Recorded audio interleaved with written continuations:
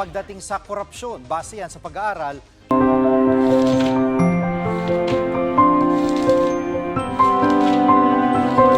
Kinurakot di umano na flood control project sa Pilipinas.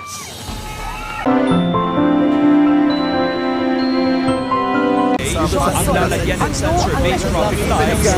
Talaga ba natapos na ang laban ni Simon?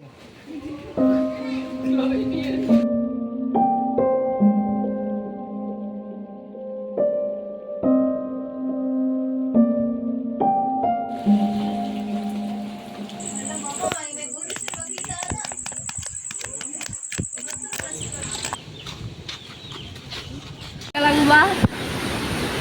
Anong iniyak niyo dyan? Sa tingin niyo ba, mas mahal ang chiras kaysa buhay ko? Pasensya na po.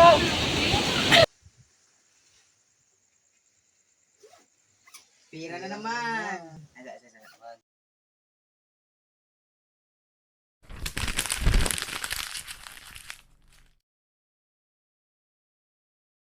Kita kong suliranin sa filibusterismo na nakikita ko ngayon ay ang posisyon. Based sa posisyon at katungkulan, kapag wala kang katungkulan o posisyon sa panahong ito, ikaw ay kawawa at parang isang alipin. Upang magkaroon na pagbabago, ay hiling ko rin sa mga kabataan na tumayo sa kanilang sarili ang katungkulan bilang isang Pilipino, hindi lang bilang estudyante.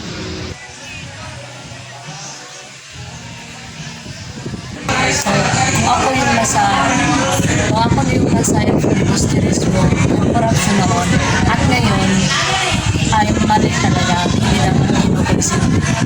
Noong panahon ni Rizal, makikita natin yung pang-abuso ng kapangyarihan, hindi patas na pamamalakad. Sa ngayon, sa kasalukuyan naman, ay meron pa rin mga corruption ngayon, pero maaari talagang makaatiko sa serbisyo, sa buhay ng mga tao. Sa akin, dapat tayong maging tapat, maging handa, at dapat tayong responsable sa anuman, at dapat yung mga namumula sa atin is mabubuti, mga ganyan.